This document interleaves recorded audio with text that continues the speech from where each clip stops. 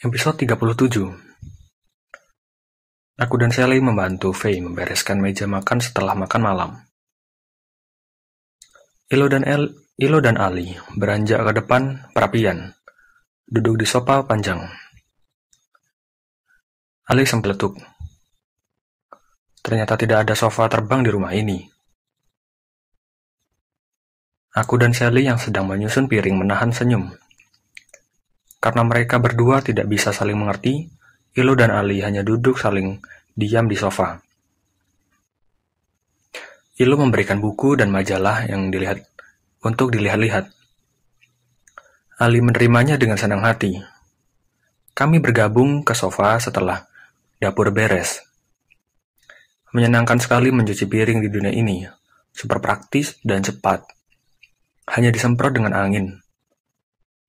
Piringnya bersih, kesat. Tangan sama sekali tidak basah. Sally mencium telapak tangannya. Wangi, Ra. Dia berbisik kepadaku. Aku mengangguk.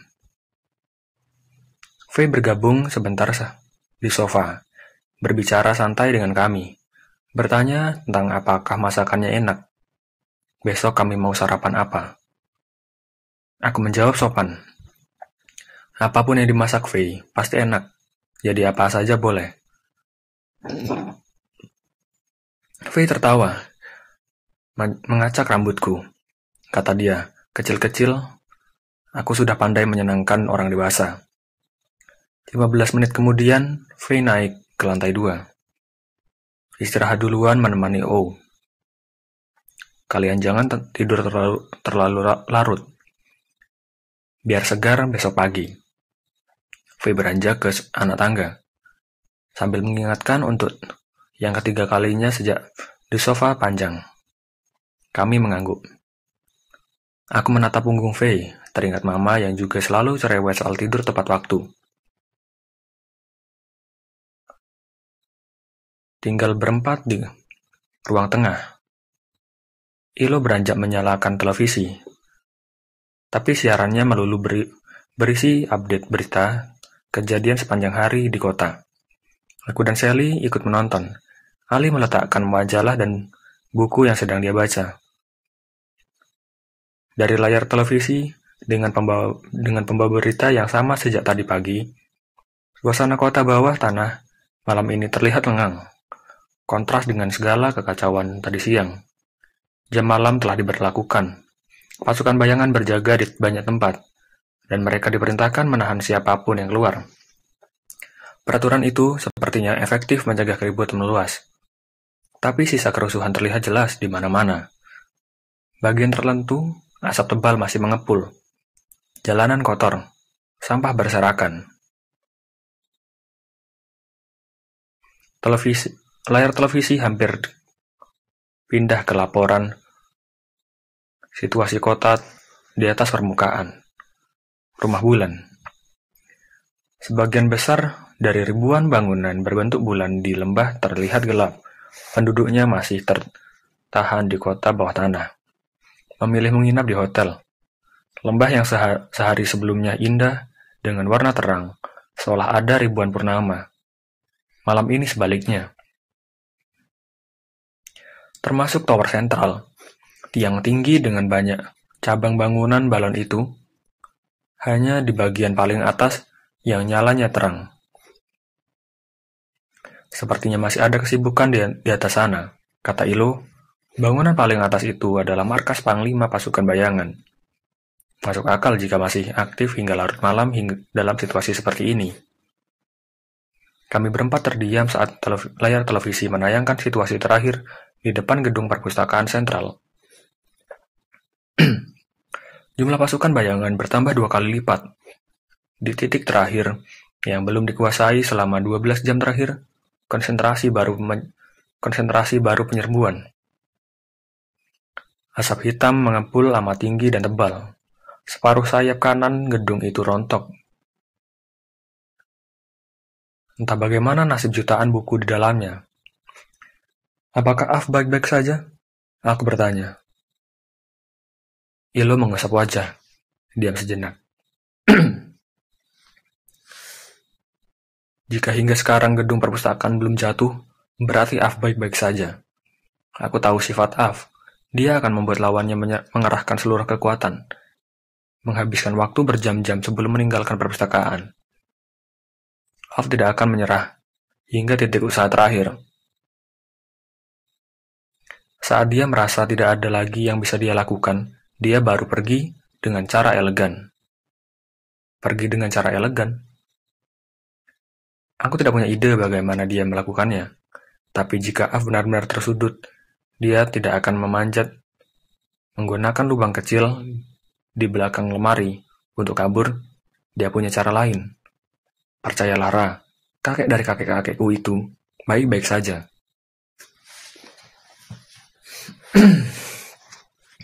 Aku menelan ludah. Sebenarnya aku tidak mengkhawatirkan tambahan pasukan bayangan itu. Jika hingga malam ini mereka tetap tidak bisa memasuki bagian terlarang, itu berarti sistem keamanan dan segel yang dibuat Af kokoh sekali. Aku khawatir memikirkan kemungkinan bagaimana kalau Tamus memutuskan mengurus sendiri masalah ini. Saat kami berbicara di perpustakaan tadi siang, Af terlihat jeri menyebut nama itu. 5 menit lagi kami masih menonton televisi yang terus menyiarkan berita tadi siang. Sesekali di sela running text yang mengumumkan tentang jam malam, limitasi waktu, dan cara bepergian. Juga imbauan agar seluruh penduduk kota tetap tenang dan berada di rumah masing-masing. Penguasa baru dan pasukan bayangan akan memastikan situasi kota kembali aman. Ilo akhirnya menekan tombol di pergelangan tangannya, mematikan televisi. Setidaknya tidak ada berita tentang pengejaran kapsul kereta bawah tanah. Itu berarti belum ada orang yang tahu kalian berada di kota ini. Ilo beranjak bangkit. Aku mendongak. Ilo, kamu mau kemana? Aku mau istirahat dulu. Mengemudikan kapsul amat menguras tenaga. Jika kalian memerlukan sesuatu, silakan gunakan apapun yang ada di rumah ini, atau ketuk pintu kamar kami. Kalian bebas malam ini. Meski aku menyarankan kalian sebaiknya agar segera masuk kamar, istirahat. Aku mengangguk. Selamat malam anak-anak. Ilo melangkah naik tangga, meninggalkan kami bertiga. Api menyala terang di perapian, membuat hangat udara di sofa panjang. Kamu mengantuk, Sel? Aku bertanya pada Sally yang sedang asing membuka majalah. Melihat gambarnya saja. Sally menggeleng. Belum. Kamu? Aku menggeleng. Juga sama sekali belum mengantuk. Ali beringsut ke sebelahku, menyerahkan buku tulis dan ballpoint miliknya. Ini apa? Aku menatap Ali tidak mengerti. Aku kira dia tadi masih sibuk melihat buku dan majalah dunia ini.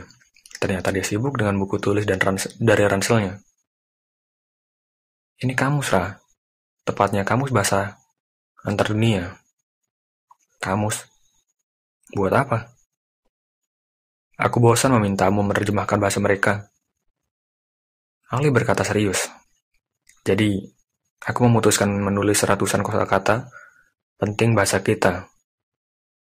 Sekarang tolong kamu tuliskan bahasa di sebelahnya padan kata dalam bahasa dunia ini. Kamu belajar bahasa mereka? Kenapa tidak? Kita tidak tahu akan tersesat berapa lama di dunia ini, kan? Siapa tahu bertahun-tahun. Aku tidak mau jadi orang tolol selama bertahun-tahun, menebak arah percakapan. Ali mengangkat bahu. Itu baru 300 kata, sisanya sedang kutulis. Aku masih menatap Ali dan buku tulis yang kupegang. Belajar bahasa itu mudah, Ra. Sebenarnya, dalam percakapan sehari-hari, paling banyak kita hanya menggunakan 2000 kosakata paling penting. Diulang-ulang, hanya itu. Sekali kita menguasainya, kita bisa terlibat dalam percakapan dan mengembangkannya sendiri. Kamu tuliskan kamus bahasa mereka untukku, ajari aku mengucapkannya. Sisanya, aku akan belajar sendiri, menghafalnya. Aku menggeleng. Aku tidak mau jadi guru bahasa Ali. Enak saja dia menyuruh-nyuruh. Kalau begitu, kamu memilih untuk menjadi penerjemahku Resmira. Aku akan terus menyikut lengan, menempuk bahu, memintamu menerjemahkan kalimat. Tidak sabaran, bila perlu memaksa. Pilih mana? Ali nyengir lebar. Sally tertawa melihat tampang masamku. Aku janji, Ra. Sekali kamu menuliskan kamus untukku, aku akan berhenti mengganggumu minta diterjemahkan. Bagaimana? Ali membujukku. Aku mengeluarkan suara pelan. Baiklah, akan kutuliskan semua kamus buat sejenis ini. Meski ini aneh, sejak kapan dia tertarik belajar bahasa orang lain? Bukankah di sekolah kami, jangankan pelajaran bahasa Inggris, pelajaran bahasa Indonesia saja, wajahnya langsung kusut. Setengah jam kemudian, aku habiskan untuk menuliskan padanan kosakata yang dibuat Ali. Sally juga beringsut mendekat. Dia ikut melihat kamus yang sedang kami kerjakan. Dengan cepat kamus itu menjadi berhalaman-halaman. Ali terus memberikan halaman berisi daftar kosakata berikutnya. Waktu terus berlalu dengan cepat. Perapian di depan kami menyala terang. Suara api membakar kayu. Berkeretakan pelan. Sesekali Sally tertawa membaca kosakata yang diminta Ali. Buat apa kamu minta padanan kata buang air besar? Ali mengangkat bahu, menjawab pendek. Itu termasuk kosakata penting. Aku memerlukannya. Sally tertawa lagi. Lantas buat apa padanan kata menyebalkan? Jangan-jangan akan kamu gunakan khusus untuk Ra ya? Kalau Ra sedang menyebalkan. Ali hanya mengangkat bahu, tidak berkomentar. Aku tidak banyak bertanya seperti Sally. Aku memutuskan menuliskan semua padanan kata yang diminta Ali, seaneh apapun itu. Prospek bahwa Ali akan berhenti mengikutku, memaksa meminta diterjemahkan, lebih dari cukup untuk memotivasiku melakukannya. 1 jam berlalu, buku tulis yang digunakan Ali sudah penuh dengan daftar panjang. Tanganku sampai pegal menulis begitu banyak kata dalam waktu cepat. Ali juga meminta aku mencontohkan bagaimana mengucapkan kata itu dengan tepat. Sebenarnya bahasa dunia ini tidak rumit. Mereka menyebutkan huruf sesuai bunyi aslinya. Jadi Ali tidak perlu repot belajar pengucapan. Tapi sebagai gantinya, Ali memintaku menuliskan juga kata-kata tersebut dalam huruf dunia ini. Sekalian, Ra, biar aku juga bisa membaca buku-buku dunia ini. Bahkan kamu tidak tahu huruf-huruf dunia ini, kan? Bahkan bagaimana kamu akan mempelajarinya? Sally bingung sendiri. Ali hanya menjawab ringan. Aku akan menghafal bentuk tulisannya dalam aksara dunia ini satu persatu. Sebenarnya saat kita membaca buku atau majalah, kita tidak mengeja huruf demi huruf lagi. Kita menghafal bentuk tulisan kata demi katanya. Otak kita dengan cepat mengenali kata-kata tersebut, merangkainya dengan kalimat atau paragraf. Sama sekali tidak mengeja. Tapi itu tetap saja tidak mudah, kan? Sally penasaran. Memang tidak ada yang bilang mudah, Sally, tapi aku akan melakukannya. 1 jam lagi berlalu tanpa terasa. Akhirnya selesai juga.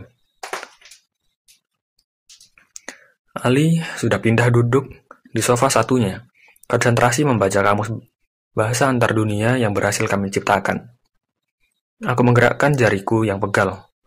Sally sedang menambah kayu bakar di perapian, menjaga nyala api tetap terjaga. Aku teringat sesuatu.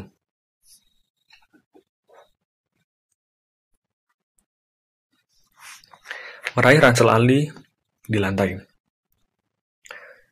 Si jenius itu tidak keberatan aku mengaduk ranselnya. Kamu mencari apa, Ra? Sally kembali duduk di sofa panjang. Buku matematikaku. Aku menarik keluar buku itu. Aku teringat kalimat Alf di perpustakaan tadi siang.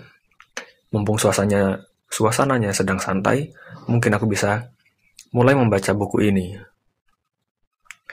Aku membuka-buka buku bersampul kulit dengan gambar bulan sabit menghadap ke atas itu. Tidak ada tulisannya. Buku setebal 100 halaman itu kosong. Aku mencoba mengusap sampulnya. Meniru Alf, tidak terjadi apapun. Aku berusaha menulisi halaman kosongnya dengan ujung telunjuk. Hanya muncul cahaya tipis di bekas jari telunjukku, lalu menghilang. Tidak ada sesuatu yang menarik. Bagaimana, Ra? Kamu berhasil membacanya? Sally mendekat, tertarik. Aku menggeleng, memperlihatkan halaman kosong. Mungkin Ali tahu caranya. Sally menunjuk si jenius di sofa seberang kami. Buku itu milik Rasel. Jika ada yang tidak bisa membacanya, maka jangankan aku, yang hanya makhluk tanah, atau kamu, penyuka matahari. Ali berkata pelan. Kepalanya masih terbenam di kamusnya. Setidaknya kamu bisa memberikan ide bagaimana cara Ra membacanya, Ali. Sally mendesak. Mungkin kalau dibaca sambil jongkok, tulisannya keluar, Sel. Aku tahu Ali asal menjawab, tapi entah apa yang dipikirkan Sally, dia percaya begitu saja. Ayo, Ra, coba dibaca sambil jongkok. Aku menatap Sally kasihan. Sally itu mudah sekali dijahili si biang kerok. Buku PR matematikaku tetap saja teronggok bisu setengah jam kemudian. Aku sudah membuatnya menghilang 2 kali. Buku itu selalu muncul lagi dalam kondisi yang sama. Aku konsentrasi mengusap sampul, mengusap halaman dalam, tetap tidak ada yang terjadi. Aku bosan menatap sebal buku itu. Mungkin kamu harus jongkok, Ra. Sally mengingatkan lagi ide itu. Aku melotot. Tidak mungkin, Sally. Apa susahnya dicoba? Sally menatapku serius. Buku ini menjebalkan sekali. Lihatlah, aku akhirnya mengalah. Jongkok di atas sofa panjang, berusaha membaca buku PR matematikaku. Ali yang sedang tenggelam dengan kamusnya langsung tertawa, memegangi perut. Jelas sekali dia hanya mengarang. Wajahku masam, terlipat. Hendak melempar Ali dengan sembarang buku. Tapi demi melihat wajah Sally yang kecewa berat di sebelahku, aku jadi batal marah kepada Ali.